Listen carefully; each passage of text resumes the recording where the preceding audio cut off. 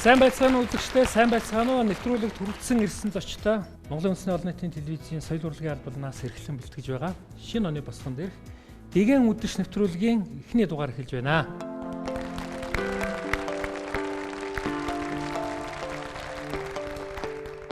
Хоёрдугаар зууны эхэнд тусгаар тогтнож шинэ тулгуур өгдсөн Монгол улсын бидний өнөөдрийг хүртэлх хөгжүүлсэн энэ сайхан багтаа минжилтийг бүтээсэн гайхамшигтай хүмүүс бий.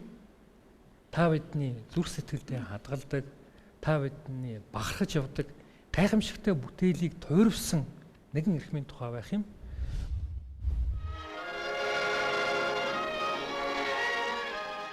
Эдолоо ардын намын жанжин намайг амьд явуулга. Тэр хэрэгтэй зайлан дэхий. Зайлан амьд үлдсэндээ баяр. Сумны гарч гэж бодоо. Аяалаа гэж. Намайг хүндэлсэн байхгүй юу? Эдний үйлдэлт бүтэн.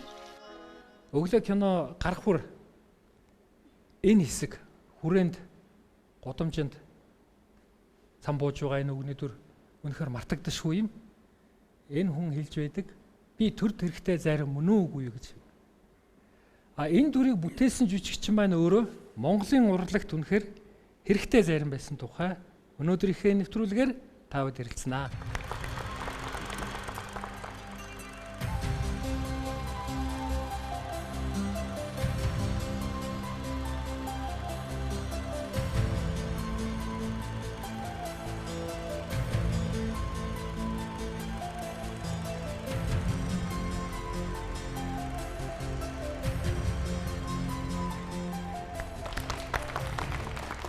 Өнөөдрийн нэвтрүүлэгт урьсан зочдын маань нэг нь энэ сайхан номыг бичсэн юм аа.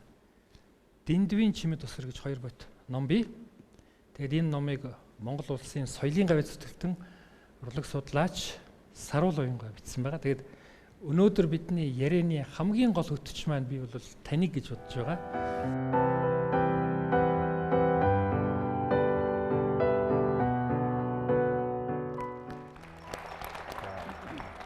Ер нь сайхан үний тухай дуурсахад, сайхан үний тухай бодохч сэтгэлд гэрэл гэгээд бүх юм сайхан боддог.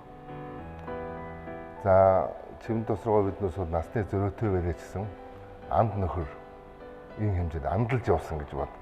Тэр хүн ягаад залуу хүмүүстэй үрэх сонирхтой байсан гэдэг бас нэг юм байна. Өөр ингэ хэлдэг байсан. За яг уу настай алгаар явчихлаа. Үеийн хүмүүс, үеийн хөгцөл ууцхлаарэ нэг ганц нэг юм бадлага штэ.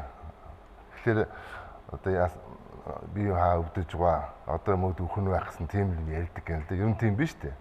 Тэгэхээр бол би миний гол зорилго бол залуу хүмүүстэй үерхэх, залуу хүмүүсээс эрч хүч авах, залуу хүмүүст эрч хүчээ өөрийнхөө мэдж чадах өгөх гэсэн тийм ер нь та явсан шүү. Хамгийн анх хаана учирсан? Яаж учирсан? Энэ ийм учиртай юм.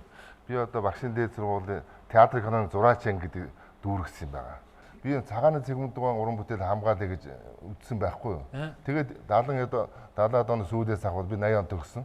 Тэгээд ийм алтан үеийнхний юм цуглуулж гисэн. Тэр үед бүгдээрээ байлаа. Тэгээд хамгийн түрүүнд чим тусгаад батсан. Амьдралын сүүлийн 10 жил би хамгийн ойр байсан. Тэгээд яхад өвгөнөд ярьж хэлж байгаа бүх юм бол аанд өөрөө татчихад би нэг талын хуурай хөг болгосон. Уран бүтээл нь жоохон юунаас эхэлсэн юм бэ? Яаж эхэлсэн юм бэ гэхээр таны энэ бичсэн ном дээр байгаа л да. 1936 оноос эхлэх хэрэгтэй болж байна. Нэг үнэмлэхний тухай. Тий. Тэгэхээр уран бүтээлээ яг зохиолч ер нь зохиол бичижсэн.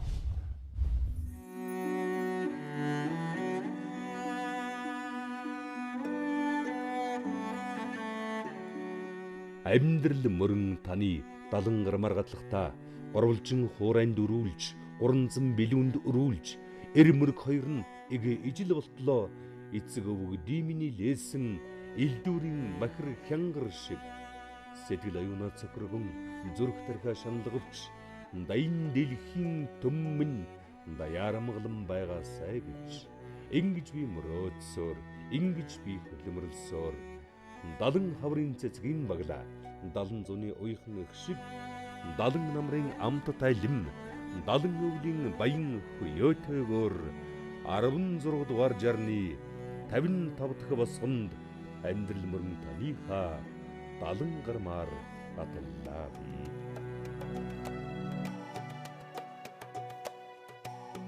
Өөрөөр хэлдэг зэрэгт байхдаа бол зохиол мөхөл орж ирсэн. Яг тэр цэргээс халагдах завсар дээр нүүд Монгол улс урлагийн хэрэглэх орон руу нийлээд богино хэмжээний үргэлжлэх уралдаан зарсан. Тэрнүүд бас давхар тэрнгээрээ богино хэмжээний үзэгдэл тайз дэлгэцийн урлагийг олшруулах нь тийм бодлого чиглэлтэд байж л дээ.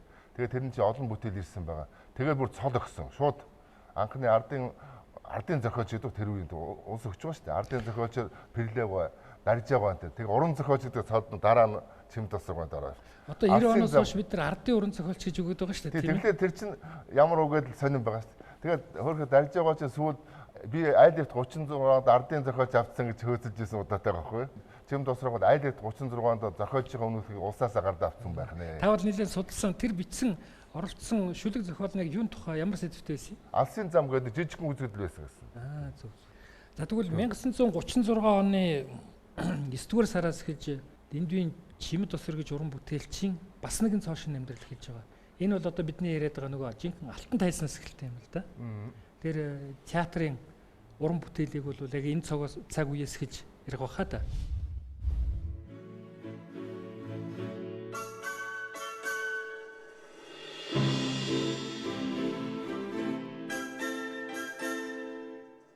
Тэр үе сэргээс салгацсан ирчүүд бол тийм нэг улаан хүрэн жисчүүдэл тавьж өгдөг байж л дээ. Тэгээд тэр улаан хүрэн жисчүүдэл өмсөд одоо хотод ажил хайх санаа тэр ямар ч хамаагүй ажилд орох гээд явж байсан. Тэгсэн чинь улсын хөгжимтэй хамт театрт жүжигчин хэлсүүлж байна, хүмүүсээ шалгаж авч байна гэсэн нэг зар явж байсан баг. Тэгээд Чимд тосгор ээж болоод шалгуулахад орчиж. За чи юу чаддаг хөөхтөө гэж асуусан. Би дуулж чаднаа л гэж. За дуугаа дуул гэсэн. Тэгсэн бурхан багшид дуудсан. За дараа нь чи ямар хөгжим тоглож чадах уу гэдэгсэн. Асуусан. Тэгсэн чинь би лимб тоглож чаднаа л гэж. Тэгсэн чинь тэр дотор алдат лимбчин маамгоо суужээс учраас бүснээс мөнгөнд тоногтой лимб сунгадахтаа за маа нэг тоглол гэдэгсэн. Нэг дуугаа чадахгүй нэг буруу бос тавсан гэж байгаа маа. Хэдийгээр би алдат тоглосон байлаа гэсэн тэднээс энэ ер нь юмтай хөөхтэй лимбэндээ алдлаа гэсэн чинь тэнцэж орсон. Тийм төвхтэй. Цагааны цэгмэдгөө хүртэл тэгж өдөөнөөс орж ирж шалгуулаад ирж ирсэн. Чимд тосгороос тэгжсэн. Ямын цэгмэдгөө харин театрт энд нягтлан бодгоч байсан юм байна лээ. Ингэж бүгдээрээ лимбийн тухай яагаад ярих вэ? Бүр сууд 80 хэд онд чинь уран бүтээлчдийн төл уран бүтээлгээд явуулдаг чинь төлчин уран бүтээлчгээд бүх аймагуудаар явуулдаг байлаа шүү дээ. Тэгээд чинь Хэнти аймаг руу Чимд тосгоо хэнтэй чинь явсан. Тэгээд төлчөдтэй уулзаа төлмөл өсгөх тухай уран бүтээл судалцдаг. Тэгээд Хэнти аймгийн орон нутгийн судлал музей үзсэн чинь маамгай нөгөө мөнгөнд тоногтой лимб байж зүйлтэй байсан. Тэр ягаад ч энэ төр очсон мэдэхгүй. Сонирн бо. Тэрээс ягаад тэнийг их ярьж байсан байх вэ? Энэ миний амьдралыг шийдсэн юм энд байж байгаа гэдэг мөргөж сонирхолтой.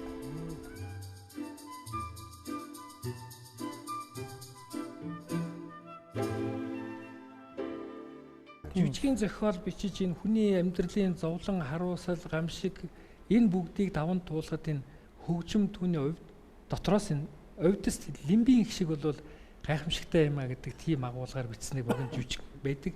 Энэ жүжигийг бол Эрдэнэ хотын оюунгуудтай хамтарч Чимд тосгоргой гайхамшигт лимб гэж жүжиг бичсэн байгаа хаа. Тэгэхээр наран ангэрл хаан хүү гэдэг гайхамшигтай хаан хүүгийн дүр тоглосон байна. Тэгэхээр тэр чинь нөгөө анхан орохдоо лимбийн тэр утга хүртэл явж байгаа байхгүй юу?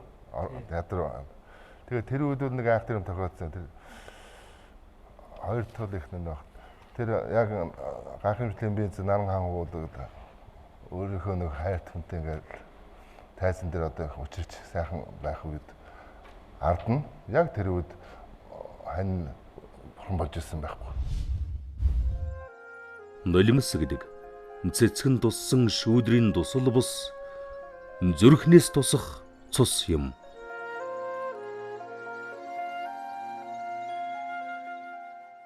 Хэн хүний туулж өнгөрүүлсэн амьдралыг эргээд судлахад, сонсоход сургамжтай. Бас ухаарл, бодрол хайрлсан. Ийм түг шас төр хөвөрч эхэлдэг. Бүтээсэн тойруулсан агуу их хүмүүст бүр их бодулсан, бүр их сайхан баялаг амьдрал байт юм л. Тэгээд энэ тухай манай уран бүтээлийн хэсэг Чимд тосгоргой хүү болдтой уулзсан юм. Тэгээд энэ ярилцлагыг та бүхэнд хүргэе. Ахтай манай Амьдралын жоохон амаргүй юм туулсан л да. Амьдралын амаргүй зам. Өв хүнийхээ хувьд бол хоёр чихнэрт авч үзсэн манай ээжтэй суугасан. Залуухан алуу насны дээр анхныхын ихнэр нэрсээ суугаад жил болгүй савны хорт тавтараар өнгөрчихсөн. Дараагийнх нь ихнэр нь бас нэг охин үлдээгээд өөд болсон. Бас залуугаараа. Тэр үед нөгөө яг тийм болж байхад нь жүжигээ таслахгүй шүү дээ. Хэлэхгүй байгаад дуусгаад яхад. Тэгээд тэрний дараа ерөнхийдөө энэ ийм хачин амьдрал гэж байх юм. Жүжиг нь уурлаа гэж хуурамч муухай юм байна. Хайн барина гэж. Эдгээр сар чартер хаяад явцсан гэдэг шүү дээ. Шукаровч чинь. Тэгээ Арабинович араас нь шарап дөрөв. Борешо. Араас нь явуулаад аваад ирсэн байна. Одоо бидний яриад байгаа бас нэг нэвтрүүлгийн маань нэг зорилго бол энэ сайхан бүтээлийг тойруулсан агмад үеийн уран бүтээлч маань бас өөрөөсөө их эгэлгүй хүнд хэцүү амьдралыг бас туулж ирсэн. Энийг туулж ирж энийг бүтээж чадсан хүн байгаа юм шиг үүгээрээ их агуу сайх юм а гэдэг бас энэ залуу үеийнхэнд хэлэх юм сайхан жишээ л дээ энэ. Тэр үед бол одоо мэдээж бүх улс даяар юм чинь тэрэнд хэсдэхгүй буруутахгүй хүмүүсээр нэг ховор байсан да. Театрынхан хүртэл хоорондоо бие бинийгээ одоо жоохон инээ тэрэ болоод болохгүй л хийчих гээд байдаг. Театрынхаа дараагаа бариад аваад явчихсан. Их хэцүү үе байлаа.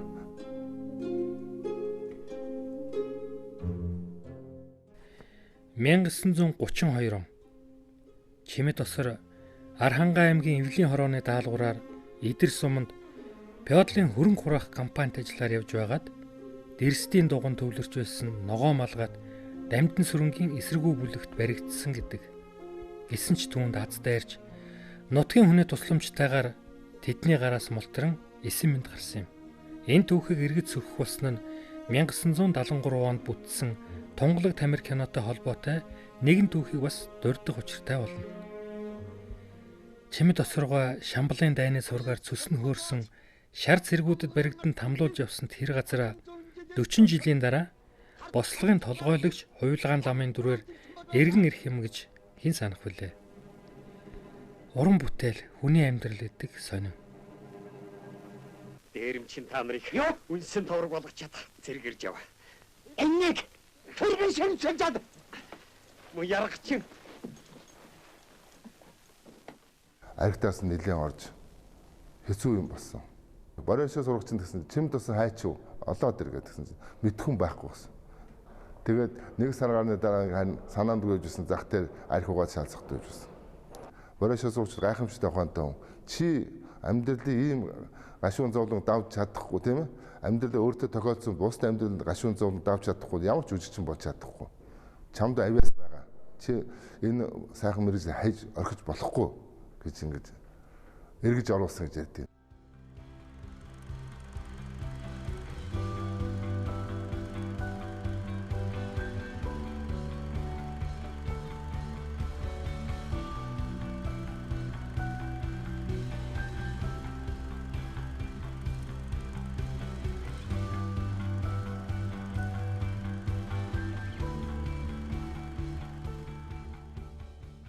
Бидний амьдралын үргэлжлэлийг бас үр хөвгтүүд маань авч явдаг.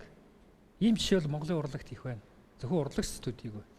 Ихэнх нь тэгэл кинонд нь уран бүтээлд нь дагаж яваад зарим үед бол тэгээд яа харахгүй оржиж байсан, зарим үед бол та одоо орж байсан юм би.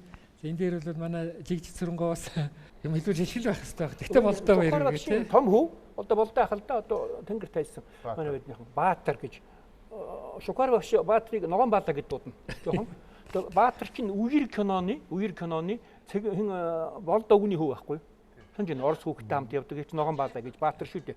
Сүүлд нь хэлийн цэгийн офицер болсон байсан. Намайг хөвсгөл зураг авч яваад очижсэн натайг сайн байсан л да. Үер кинон дээр би жигжид дугаан 2 дугаар найруулагч Брүчкон орчуулагч харийг Баатар зунжин намаржин миний өвд унтдаг байхгүй юу? Шукар багш яваад баалагаас харж яваарай гэж байгаа байхгүй жоохон хөөх юм чинь. Тэ? Тэгэл миний өвд унт нь өвөрчээн. Одоо хөрх химик гарна. Тэр Баатар их хөргөн тоглосон үер кинонд. Тэшин аавын нэг юм байгаад байгаа байхгүй юу? Тэгвэл аавч их хөрөнгө юм.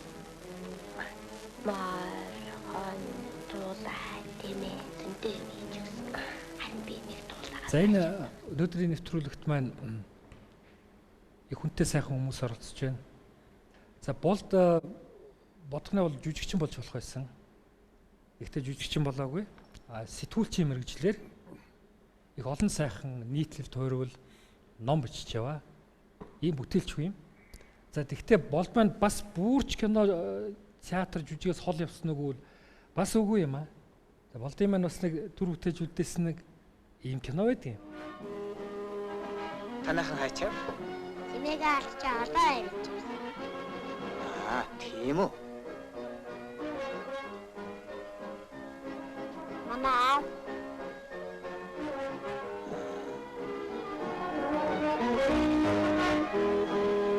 Танайд өөр ямар хүн байдг вэ? Эгч, ээж. Эгч чинь хайцсан. Ингээ хариулгаар явсан. Ээж нь бас ингээ хариулахаар Тийм явсан. Ахаа наадах чи эгчээ гэлж байгаа юм байхгүй юу? Миний ээж нь ахгүй юу? Эгчээ. Энэ кинонд оролцож дүрээ үлдээсэн. Тэгээд Болдман бол хэдийгээр кино жүжигчин болоогүй ч гэсэн манай урлагч сэтгэлтэй нэгэн олон сайхан өгүүлэл нийтлэл бичсээр байгаа. Ингээд Болдыгаа студидээ өрье.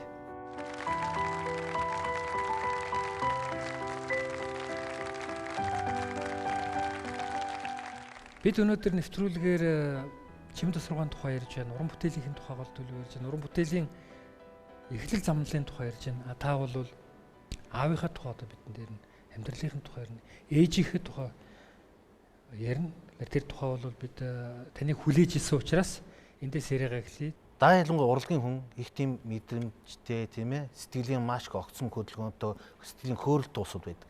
Гэтэл урлагийн усуудын яг тэр зан чанарын характерын онцлогийг ойлгож чадахгүй өөр хүн суучих юм бол бас нөгөө хүний уран бүтээлийн амжилтанд заримдаа сөргөр нөлөөлдөг юм уу гэж боддог. Сайн ханд тааруул тэр бол бурхны бэлэг.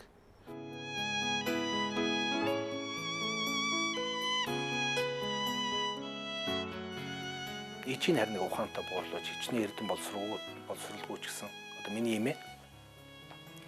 Тэгээд хэлсэн гэж байгаа минийхөө одоо нэг газар усаа энэ нутгаас илээд үзүүл яасан бэ? Энэ төс өрн газар чамд ингээл зөхгүй байх шиг байна. 2-2 хань алдлаа. Тэгээ миний хөжөөдөө сүлээд яасан ч гоож идэж байна да. Ичийнхээ урдаар ороод юу хнүтэй минийхөө тэрний оронд нутагтаа очивол яасан. Төрсөн газар усны шунгал ус чамааг ивэгээд итгээд явах хаа гэж. Тэгэхээр нарханган театрт явсан гэж.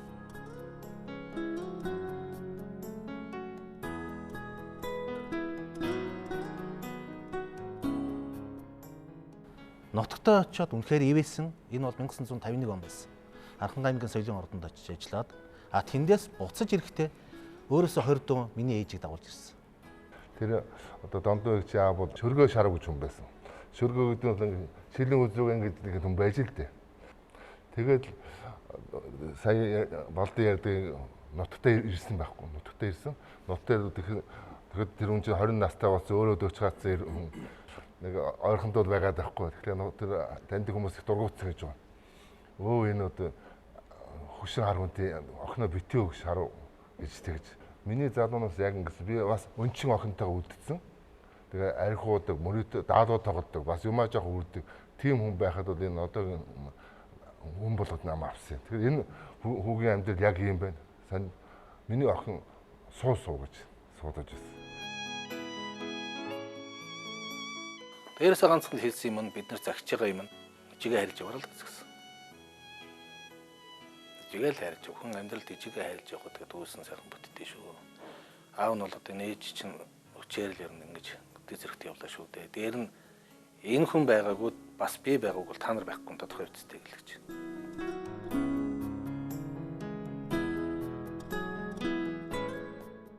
Чимтсрэг уран бүтээлийн тухай ярьж байгаа болохоор энэ их хүний тухай, ээжийн тухай сэдв бол их олон бий. Өнөөдөр бид студид Монголын радиогийн нэвтрүүлэгч сайн тодыг өрлөө. Цэргийн дуужийн чуулган Эрдмийн театрын одоо гоцол хөгжимчин соёлын тэргүүний ажилтнанд тунгалгыг бас урьлаа. Расул Гамзаатвын ижигээ хайрлаж яваараа гэдэг найглаас тавх нь уншиж хүрэх юм аа. Уй гаслан давтсан ураг садангууд минь намайг дуудаж гэрт оруулаад нилээн азанснаа ингэж хэллээ. Аав чинь үхлүүт байна та хүмүн аюулах хагцал үзхэндээ гэлээ. Өр зүрхний хэн зүрхэрхийг төвцсээр өрөөнийх нь босгон тулж очтол эгч над руу нухацтай харж ээж байгаа хүлээж бай гэлээ. Хугацаа ямар зогсох биш. Харанхуй шөнө боллоо. Хаалганыхан завсраар шагаан харвал эцгийн минь зовоорт шарангүй гарыг ээжийн тамирцсан гар атгажээ.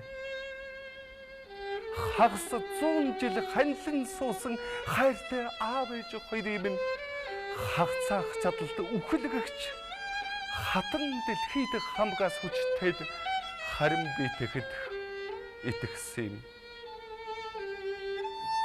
Хормор хугацаа явсаар харанхуй аянда орчныг бүчлээ.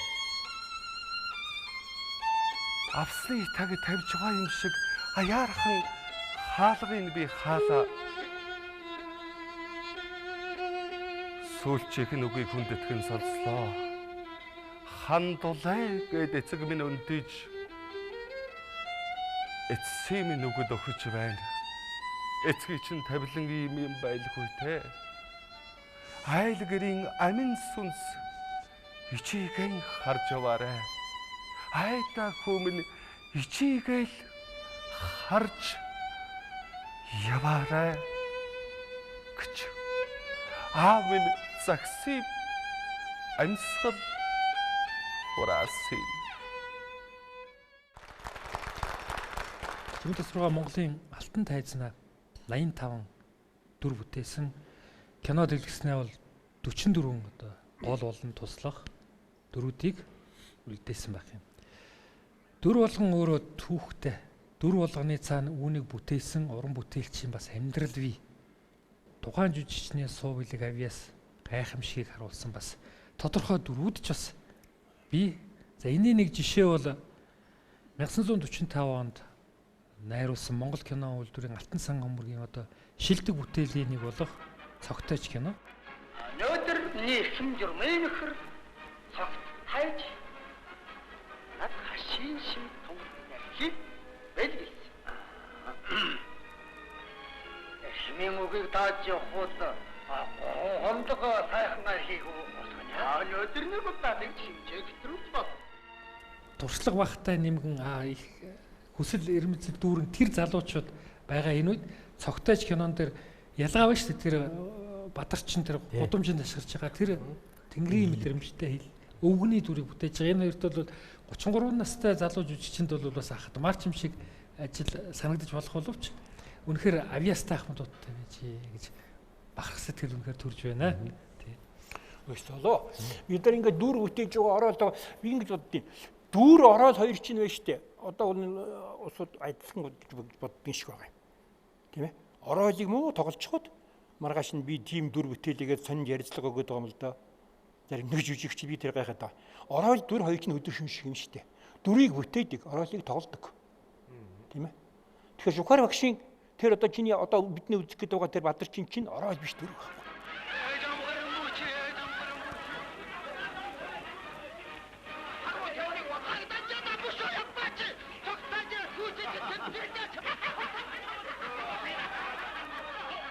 Яхахгүй манай жүжигчид бол тэр амин ухаан байглаас зайсан төрөлх авьяас энэ дээр тулгуурлаж их хөдөлмөрч шаргууд ачмаж. Гэхдээ ном хэрэгтэй байсан. Сурах хүч хэрэгтэй байсан. Уншиж мэдэх судлах юм хэрэгтэй байсан. За энийг бичсэн хүн бол жүжигчний ажиллагаа гээд Чимэд тосрогоо 1946 онд энэ номыг бичиж хэвлүүлсэн. 46 онд хэвлэгдснээрээ одоо энд байна. Барихад ч хүндэтгэлтэй их сайхан сэтгэл төрж байна. Энэ хэвлэгт болсон шалтгааныг би ингэж боддог. Аав өөрөө ч амц хэрэндээ ярьд байсан. Манай 1942-оос 48 онд тухайн үеийн урлагийн сургуульд багшилж байсан. Уран чадрын багш байсан. Тухайн үеийн манай урлагийн бүх нөгөө шилдэг жүжигчд маань тэнд хичээл зааж байсан. Бас энд ганц аавыг хэлж болохгүй. Нэг хүнийг заавал хэлэх ёстой. Энэ номыг хоёр хүн хамтарч бичсэн юм. Ерөөлтийн гомдорч бай. Одоо нөгөө Цогтойч киноны тийм ээ. Төвдийн нэлжид тоглодог, дамбийн номд тоглодог. Гайхамшигтай жүжигч юм. Тэгэхээр энэ хүнийг бас заавал өнөөдөр дурсан хэлэх ёстой. Энэ хоёр хүн хамтарч энэ номыг гаргасан. 1946 онд урлагийн хэрэглэх газраас явж гаргасан байт. Хэрийн чирээс зоологийн хэлдэг үний юм байл дэх юм бол доо. Ягаад гэвэл энэ намын үндэс чинь бол Станиславскийн сургаал байж байгаа шүү дээ. Тийм ээ. Тэгэхээр энүүнийг бол монгол хэл дээр монгол хөрсөн дээр буулгаж суралцах хүмүүстд хүргэх бол нэг чухал юм шиг байна. Энэний бүх жишээ дандаа монгол байхгүй. Үндэс нь Станиславскийн сургаал тийм үү? Жишээ нь дандаа монгол жүжиг, монгол юм дээр тавьдсан. Энэ чинь хачин гоё ном шүү дээ. Шинэ бүтээл, шин дүр босгох амаргүй. Мэдэхгүй чадахгүй олон зүйлийг судлах эзэмших шаардлага гарна.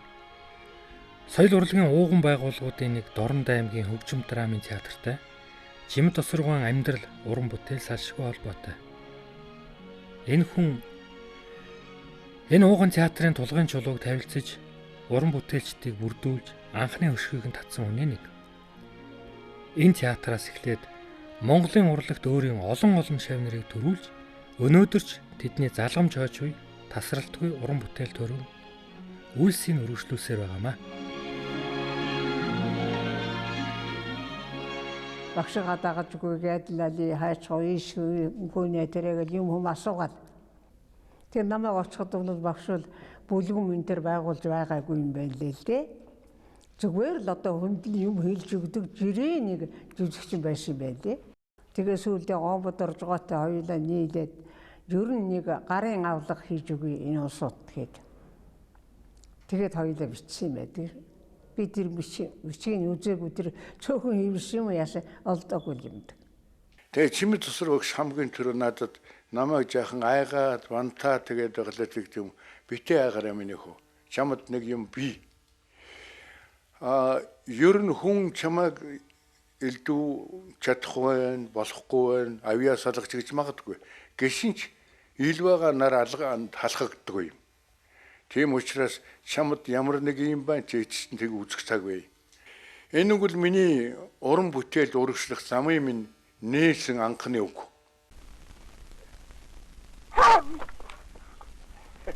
Зоолиг уучлаарай. Таны юу хийж байгаа юм аа? Өөртөө ууцах гэж. Аюу уучих. Аюуч хинтээ макарашкам. Одоо би чамаагаа санаад хүү дээ. Хатта сэтгэлтэй бас авгаа биш. Юунд намайг санаа. Насутлууд ихээр чин авгаа их нэрүүд бэлтгэв. Хүн сандгаа болчих юм байна. Олон түмнийг өөрлөгөө татаж чаддаг. Манай монголчууд нэг сайхан үг байдаг да тийм ээ. Замаг сайтай усанд шувуу болгон цугл, зан сайтай хүн болгон цуглдаг гэдэг шиг Жимд Тосрогуун хаа явна. Одоо зургийн үед ч гэсэн адилхан тийм ээ. Тэр одоо завин дээр айхтар зураг аваад явж байгаа гэхдээ л хүн болгон тааруулсан үг хэлдэг. Хүн болгон сургаал өгдөг ийм хүн байхгүй. Хүнийг цуглуулах чадал. Тэр зүгээр жүжигчнийхээ хувьд биш зүгээр хүний хувьд байдаг байхгүй.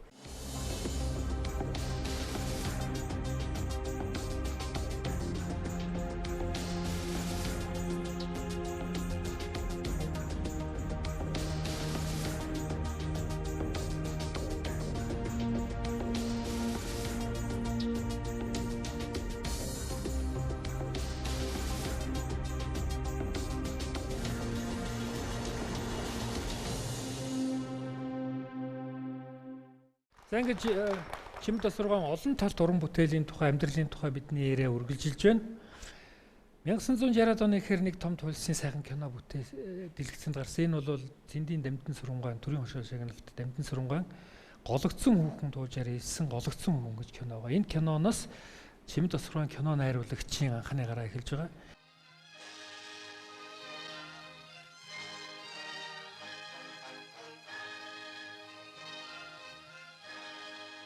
Монголын кино урлагийн түүхэн дэлгэцэнд их тод мөрөө үлдээсэн цөөвтөр боловч хэдэн сайн кино вэ? Энийг найруулсан ягарахгүй Жимд Тосрогуун. За гологдсон хүүхэн. За Лодонгийн Төдүүгаан зохиолоор хийсэн Зэрэг нэмхийн өмнө кино байна. За Нүгэл буян кино байж байгаа. Тамирын охин гэдэг кино байж байгаа.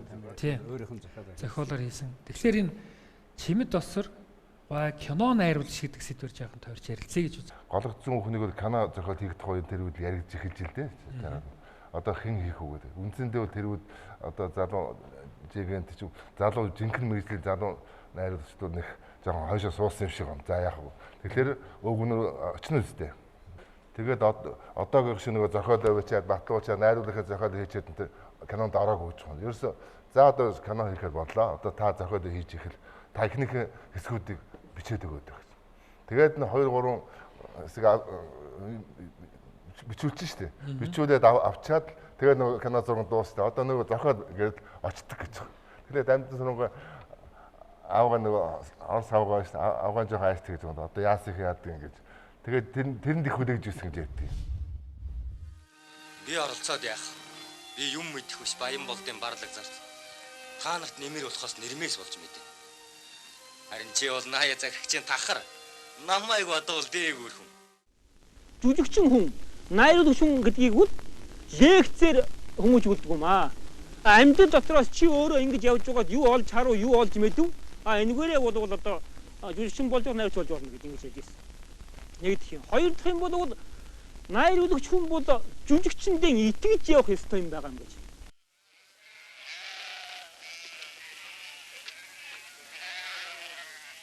Чараа дэмтэж байгаа биш үү? Хамаг тарганаас шилээд тавнаатаа. Орхунаач төв. Би зааж өгнө.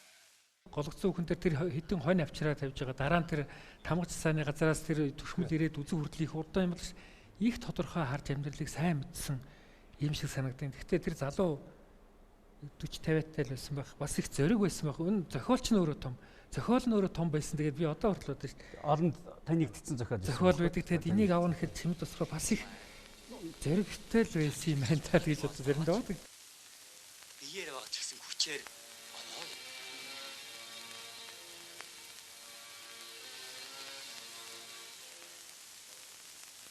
Зэтгэлэр танаач нь хаавлаа. Холоо. Ирээ авсан. Роо хол гэж. За яах вэ чад яв. Намар таргалуулж байгаа цагч нь вэз.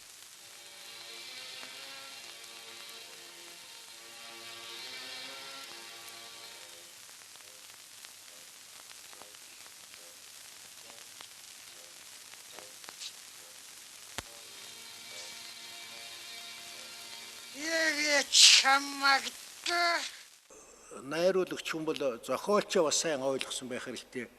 Зохиолыг ойлгохоос гадна зохиолчийг бас ойлгох тий хамтарч ажиллаж байсан ч юм уу зангийн их сайн мэддэг дотоод зохиолчийн дотоод сэтгэлийг гаргана гэдэг үл тэнтэй холбоотой.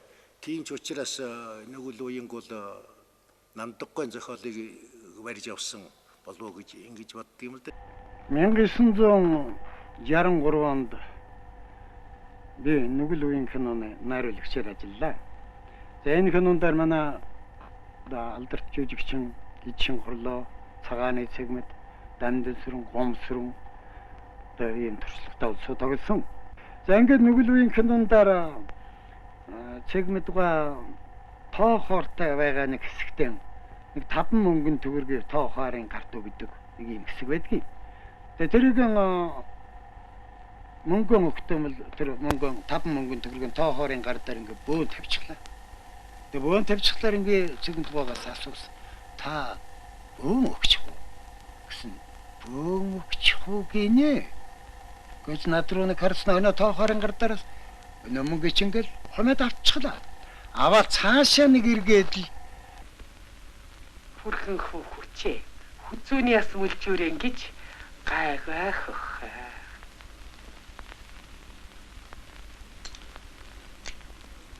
Хүрээ хүн гэдэг чинь ийм л байдагсан да.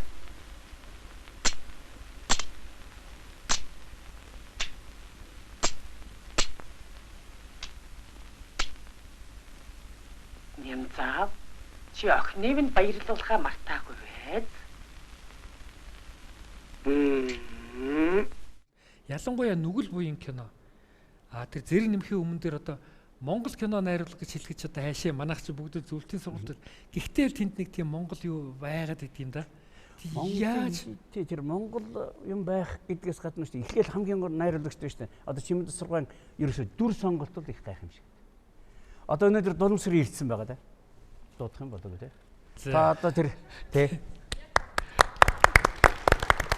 Одоо энэ хүн залуудаа ямар сайхан дүрийг бүтээсэн гэж бодож байна. За манай нэвтрүүлэгт Дулмсрын игч маань оролцож байна.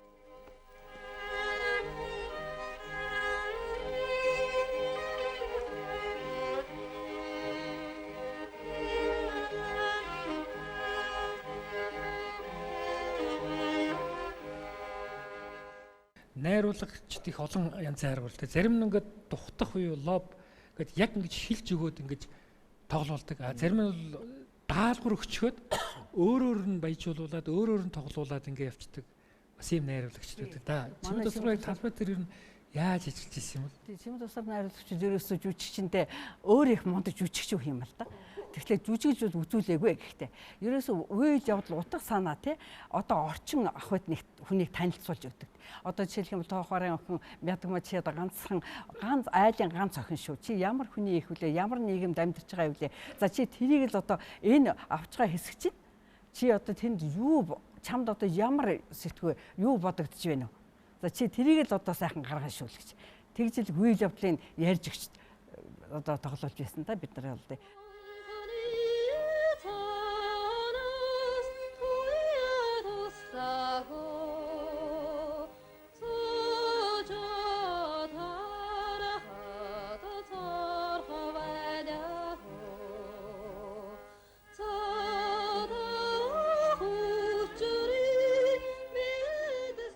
Энэ бол манай Чимд тусраг гайхамшигтай тавьсан тавилтууд байгаа. Ялангуяа би бас энэ киног одоо ингээд дахин үзэхдээ бол би тантай цуг ажиллаж байсан одоо манай киноны алдартай одоо Цэндижүү гэдэг оператор. Тэр операторын тэр авсан хэсэг энэ төр их сайхан. Тийм учраас бол одоо би бас таньдаа одоо тайлгаачсан бүх улсуудаа энд байгаа улсуудаа энэ гэгэн үз гэдэг юм дээр сайхан гэгээлгээр сонссон. Энэ явд би бас танд баяр хүргэе. Их сайхан баярлалаа. Сайхан кинонд үлдээж үлдээсэн. Яг бид нар одоо нөгөө Мядагмаа нөгөө юунд дээр овоон дээр ирдэг гэдэг чинь Таскаван дээр авсан.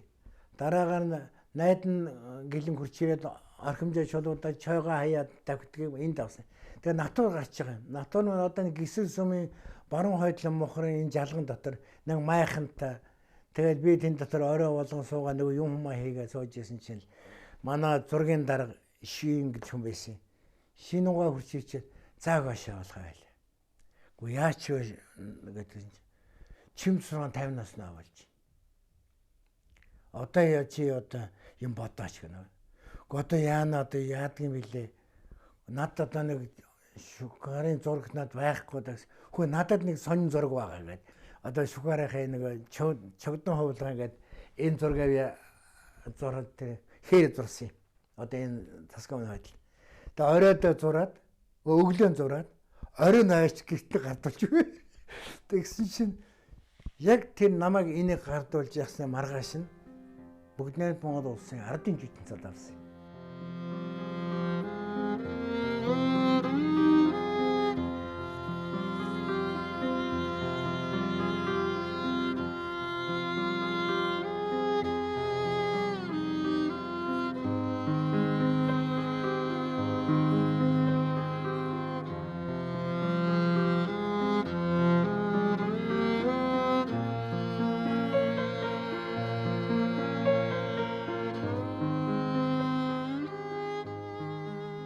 Юм бүхэн дандаа тийм дардан замаар сонссноор амар явж дүр бүтэн бүтээл болгон бас л зовлон жаргалаар бүтэж байгаа шүү дээ. Тэгээд тэр амьдралд нь мундаг болсон байлаа ч гэсэн өөрөө бас харамсаж байгаа, өөрөө шанал зовж байгаа, өөрөө уурлаж ундууцж байгаа тийм юм бодтой байсал байгаа гэдэг. Манай аав хамгийн сайхан нь гэртээ жүжиглдэггүйсэн. Тэрийг бол би бардам хэлж чадна. Зарим нэг улсууд тийм ээ, зарим нэг улсууд би одоо ингэ сэтгүүлч ажил хийгээд явж байгаа янз бүрийн улсуудад уулзж байна л да. Тэгээ харж байгаа зарим нэг улсууд бол хиймэл амьсгаагаар, хиймэл хоолоогоор, хиймэл өнгөөр яг жирийн арчижсэн гэрэл оронд нь очиод яриа авах гээд яхад тоглолт хийгээд байгаа юмнууд бол анзаарэгддэг. Манай аавд бол одоо дайлгүй саруулуу явах бол одоо манайхад одоо мөн ч олон жил ирсэн дээ. Тийм ч учраас саруулуу явах манай аав нь тоном бичиж гаргасан. Гэрт ерөөсөө л аав хүн ямар байдгийг яг л тийм сайхан эцэг. Би тэрийг л хэлж чадна. Гутал таглана. Тийм ээ? Бидний хоолыг хийж юм. Юм оён. Гэхдээ ерөөсө гарын дүтэн шүү дээ бас их хөөрхөн. Тэгээд тэрэндээ их дуртай бид хэд л босоо хүүхдүүд нэг гутла хадраа хийчихнэ өсгийгөө болно. Тэгэл тэрийг мань хадаж янзалж өгнө. Мэдээж иргэд өө энэ аваргууд ирэхлээр чинь ахын одоо яг нэг юу ч нь одоо лусны юмцхан манад ирсэн 100 мянга төгрөг. Манад ирэл мань хэрэг нэг дундаа ганц юм тавина. Заавар оройжин госон. Тэгэхдээ яг ёс шиг нөгөө түрүүний нагнаахан хэлж байгаагаар нөгөө л шүлгээ уншина. Хаврын оюн гутулнаа гал. Тэгэл одоо Гонгор Батар гоон тэгээ урлагийнхан бүгд ирнэ. Тэгэл хараад байхад одоогоо ч гэсэн миний ганц барах тийм гэртээ тоглодгоо гэртээ жүжиглдэг юм байсан. Сайхан байна. Тэгээд бид нар яг энэ тухай ингэж ерөөсөө ярилцчихсэнгүй.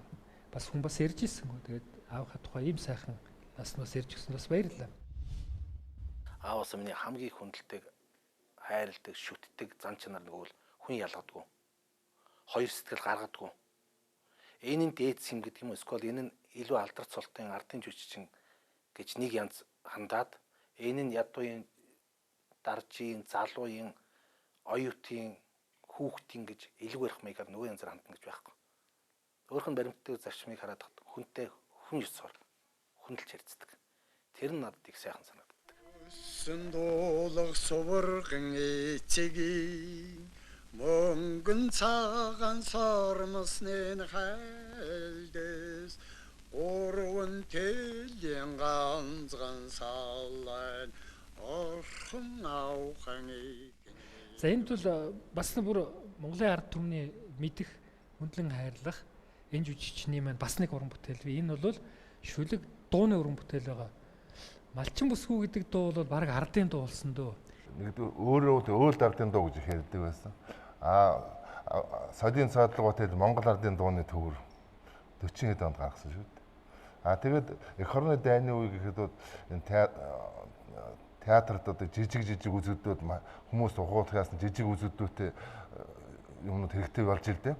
Тийм уралдаан ганц жижиг үзэгдэлтэй тийм ээ зохиолууд уралдаан зарсан. Тэгэхээр шукураад бас л зохиол бичсэн.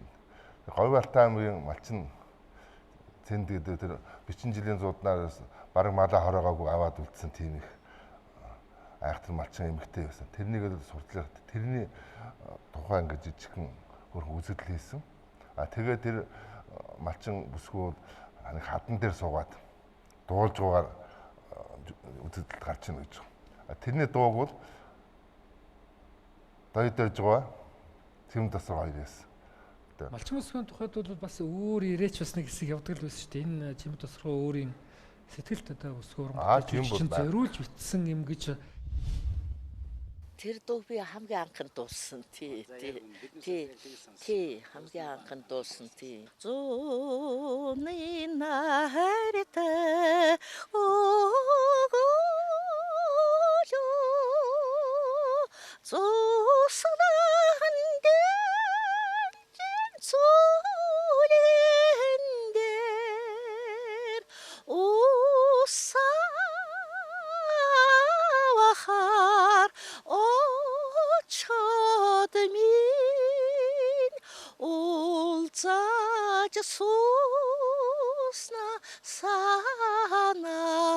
санану ихний яре ясамбе ингит намага маратаю.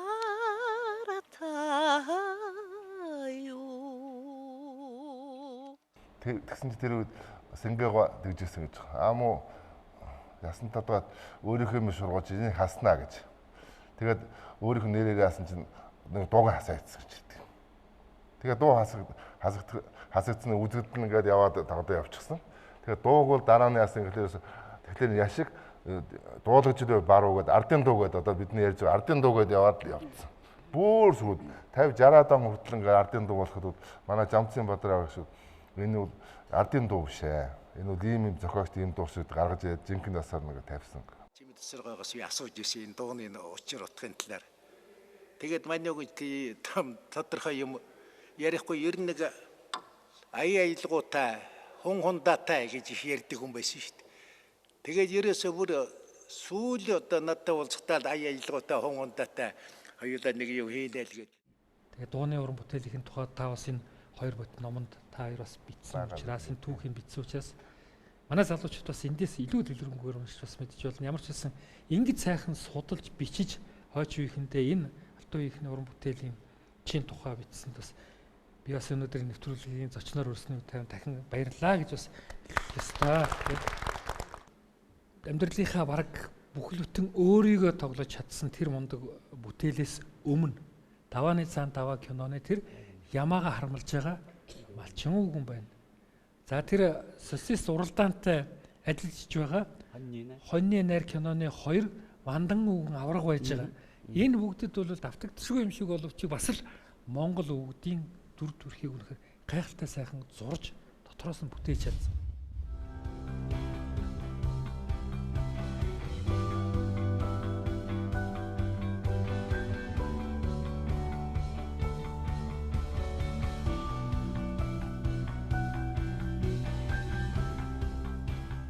Одоо бол Монголыг эрг чаргыг тэд нарыг л харах хэрэгтэй гэж боддог.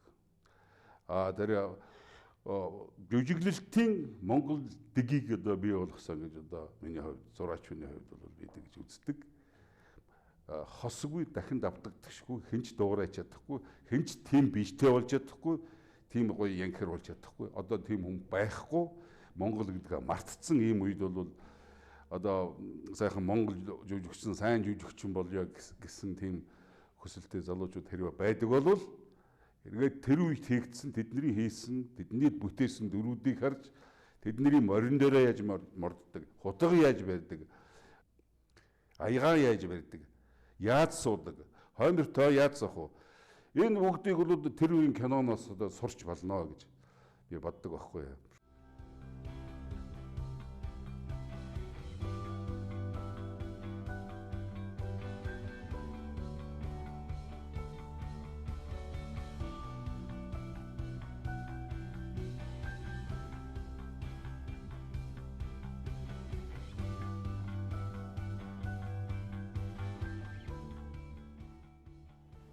Үер туужаар хийсэн таны энэ усчин үгний тухай кинонд бол чим тосрогоо нэлээд бие жилээрхэд нэлээд ядруу байхтаас тоглосон юм л. Тэгээ Мягмаргой бол эхлээд бас зөвшөөрөөгүй шүү. Энэ зохиол, энэ туужууд уншихад зориулсан болохоос кино хийхэд ерөөсөө зориулаагүй шүү. Энэ маш хэцүү. Наад хэлжсэн. Үгүй чинь чи боддоо газар дээр кино зураг авахд ямар зовлон туулдаг гэлээ бид. Тэг чи одоо энэ чинь бүхэл бүтэн 95%, за 5% гэр дотор гадаа 95% нь усан дээр яаж авах. Би тэрийг бас бодоогүй байсан. Жаахан залуу байж тээ. Одоо бүр Америкч киног усан бассейнд авч байгаа нөгөө өшгөн дээр. Тэр чинь тийм шүү дээ. Анхудаа одоо Монгол кинонд одоо ерөөсө бүх үйл явдал нь усан дээр болох юм аа гэдэг. Тэгээ нэлийн аль талдаа бас нэг тийм юм. Тэгээд яг тэр үед манай Чимд сургуулийн би бас нэлийн жилээрхөө байсан. Мягмар зохиолчийн үер туужаар кино зохиол хийх боллоо. Болсон байна. Намайг нэг дүр тоглол гэсэн юм аа. За энийг уншихэд надад нэг зохиолоо өглөө. Тэгэхээр нөгөөдгийг уншитал Дэнзүү өвгөний үг үйл хөдөлгөөний доогор дан ингээд улаан харандагаар зурцсан байдаг. Гэтэл нөгөө Дэнзүү өвгөний маань дүр дандаа усанд байдаг ийм юм байна. Тэгэхээр өөрт нь эргүүлж хэллээ. Энэ өөрийн чинь биеийн эрүүл мэнд сайн биш байгаа шүү дээ. Энд чинь дандаа урт удаа хугацаагаар усан дотор байх нь байна. Дийлэх юм болоо да. Хэрвээ за дийлдүүн гинэгээд дундуур нь ингээд таслаад хүн өөр хүн тоглох бол улсын ихээхэн хөрөнгөний хооронд өргөдөх болно. Энийг бодож үзсэн үү гэж ингэж асуухад бодсоо. Тэгээ ер нь ямар ч ажлын хүний зорьсон хийх гэсэн ийм зүйлийн ер нь хорих явдал тусах юм шиг байна лээ. Тэр үед бас надад хэлжсэн. Биеэрээ дийлгүй ч гэсэн сэтгэлээрээ ямар ч байсан юм нэг давнаа хөө үзээд алдна гэдэг ингээд энэ хүмүүс тоглох болсон юм аа.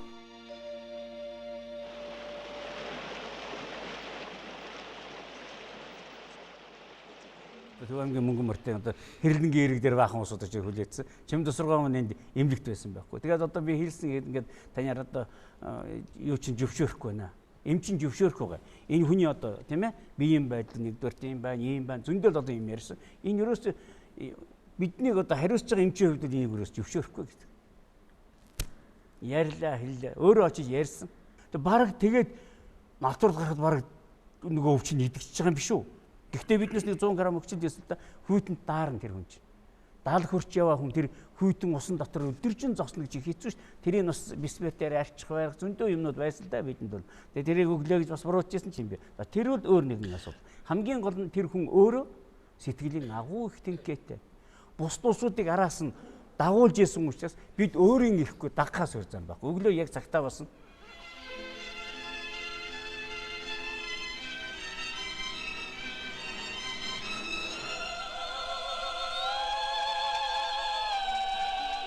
Биднээс нэг кино зураг авсан чи бараак болчлоо. Яг нэг хүүхэд тэрвэрч байгаа нэг хэсэг байдаг.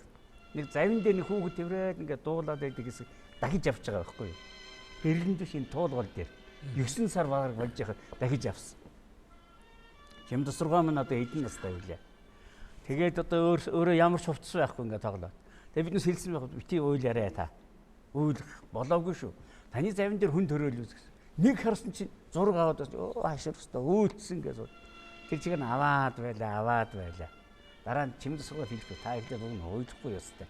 Одоо ингээд гараад одоо та байхсан ингээд стоп кадр болоод одоо таны төгсгөл болно энэ төр гэсэн чинь тэгж болохгүй л гэж. Миний завин дээр хүн төрж гин гэж боддоо би яагаад уйлахгүй байх вэ? Энэ үл тэр хүний л одоо юу гэдэг юм бэ нэг ухаан байна да. Тэндээс сурсан. Тэрээс би сайндээ болоод та битээ уйл гэсэн юм биш. Тэр уйлаач гэж би хэлээгүй. Тэр өөрөө тоглосон. Өөрөө бас нэг юм уучтай. Энэ дээр лайнаар дээр ингээд зохиол яг нас урч байгаагаар төгсгөлж байсан гэж та нар тийм. Тэгэхээр өгөн бод үгүй гэсэн. Үгүй гэсэн. Тийм. Ингээд шууд өгч байгаа яахгүй. Тэгээд харж ингээд нар руу ингэж яваад тэг яаж байгаа чинь нэг сонирхолтой шийдэл бас. Тэрнтэй өрсөлдөж байна шүү дээ. Дүрсээр бол одоо стоп кадр ингээд хөдөлгөөнгүй болно гэдэг бол амьдрал байхгүй болно гэсэн үг тийм. Ер нь биднээс яг ярьж байсан. Одоо ингээд та ингээд төгсгөнөө. Таны яг одоо ингээд одоо нас барнаа эний тэрэгээ зөндөл юм олон янзаар болсон. Эн чинь муу юм байна. Би ингэж төгсмөөргүй. Тэгээ тэр нэг ганц үгүй дээ. Хүүхдүүд минь ирэхээр охины минь авчирч өвөөтэйгөө золгуулаараа.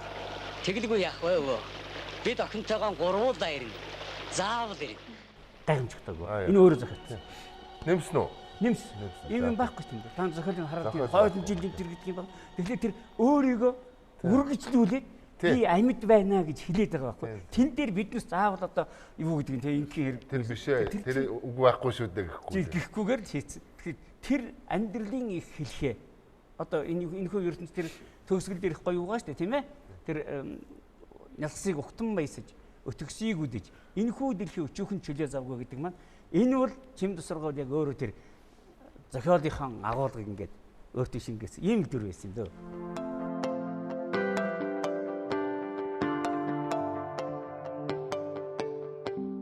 Уран бүтээлийн оргил гэж хүн болгонд бий. Чимд сургуулийн хувьд бол энэ усчин үгний энэ дүр бол амьдралын бүхэл бүтэн тулж өнгөрүүлсэн энэ амьдралын хамгийн сайхан төрлийн ноён оргилуудын нэг болж яригдахаар юм билэгдэлтэй юм сайхан юм. Тэгээ үүнтэй холбогдуулаад хүний сайхан орчлон гэдэг нь нэгэн сайхан дууг сонсоод энэ нэвтрүүлгээ өндөрлөе. Манай урилгыг хүлээж авсан та бүхэнд маш их баярлалаа. Зочдод бас их баярлалаа. Төгсгөлд нэг үг хэлж болох уучлаарай.